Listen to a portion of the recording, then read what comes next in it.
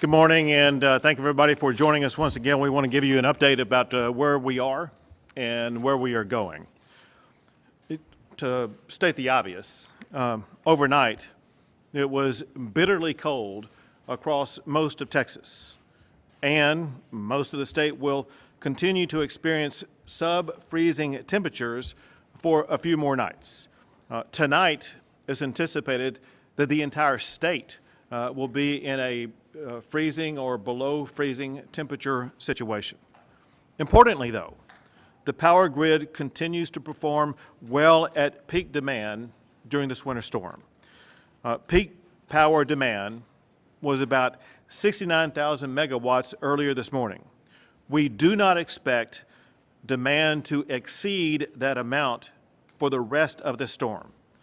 Very importantly, at the height of the power generation supply, more than 86,000 megawatts of power was available to serve demand on the grid. That's important because that far exceeds the estimated peak demand during last year's winter storm. ERCOT forecasted that peak demand during Winter Storm Uri was about 77,000 megawatts. That's about 9,000 megawatts less than this year's highest available power supply. The actions taken by the legislature, by the PUC, and by ERCOT have resulted in a stronger grid. The power grid's strength of position is a result of Texas having about 15% more power generation capacity than last year. It's a result of the winterization that protected power generation facilities across the state.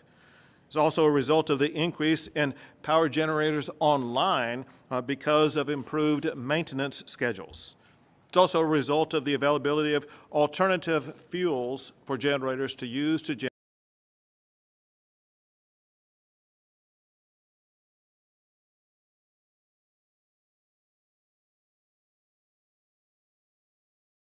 component was doing their part to get power to homes and to businesses across the state. As I said yesterday, and I can say again today, the Texas electric grid is more reliable and more resilient than it's ever been. Now, I want to go over what ERCOT expects for the power demand and capacity for both today as well as tomorrow.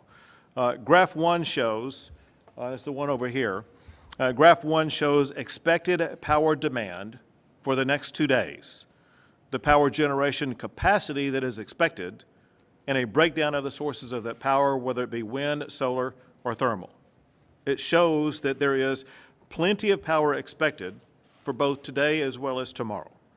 At the expected peak demand over the next 2 days, there should be about 17,000 megawatts of extra power capacity.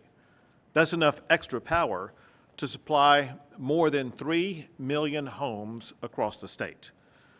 This other graph shows the current demand for power in Texas at this time.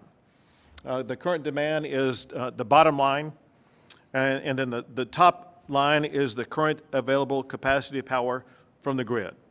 The last I saw, it shows that there's about 15,000 megawatts of extra power over current demand, which again is about enough to fuel and power 3 million homes across the state.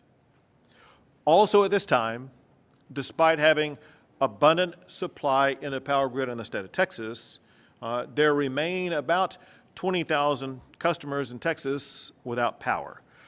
And like we explained yesterday, the reason for that loss of power is obviously not because the power grid doesn't have the power that's needed. Instead, it's an issue at the local power provider level. Once again, the most probable cause of the lack of power for those customers is either wind knocking down power lines, or more likely, ice weighing down lines, or ice causing problems with trees that either trees or tree limbs would fall on power lines. I even saw one story yesterday where a vehicle ran into a power pole, knocking the power pole down, and knocking that power pole down resulted in a loss of power to an entire region. And what needed to be done was for the utility officials to be able to come out, remove the vehicle that ran into the power pole, erect a new power pole, and get power reinstalled. And so that just takes a while when incidents like this occur during the course of a storm like this. The good news is when we were here with you at this time yesterday, there were about 70,000 Texans without power. And now that number has been reduced to about 20,000 Texans. And that's a result of all these local officials and especially the utility companies working around the clock. I want to express my gratitude for the linemen who have been out in sub-freezing temperatures in ice 24/7, working all night long, all day long, in very inclement weather to make sure they get power restored. Anyone who loses power should call their local power provider. If you need help identifying your local power provider or getting their contact information, go to puc.texas.gov/storm. That's puc.texas.gov/storm. The agencies represented at the table will be telling you about new developments in what they are working on. I do want to emphasize that we still have more than 24 state agencies that are working 24/7 to help Texans be able to deal with and respond to this storm. That includes the Texas Military Department. They have over 125 personnel and 50 vehicles rostered and will continue to add more as needed. In addition to their operations around the state that I told you about yesterday, also yesterday, the Military Department assisted 10 stranded motorists and evacuated 5 personnel and assisted 2 emergency vehicles. They are also adding 5 wreckers to the Kerrville area to assist in the recovery in that area that you will hear more about from 2 other agencies shortly. On the Texas A&M Forest Service, they have been incredibly busy trying to clear ice off of roads to make roads more passable. As a few examples, they bladed about 60 miles of Interstate 20 near Abilene and assisted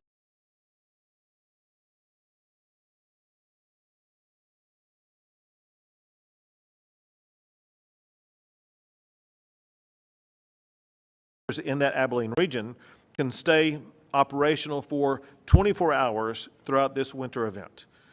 Also, the motor graders assigned to Brownwood are continuously blading a 48-mile stretch of Interstate 20 in both Eastland and Callahan counties.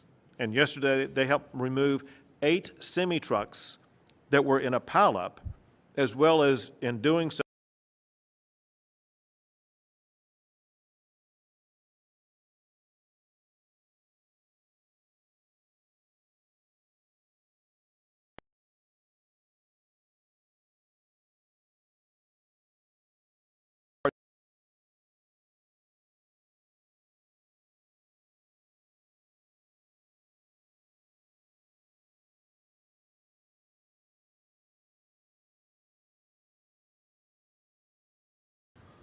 Thank you, Governor.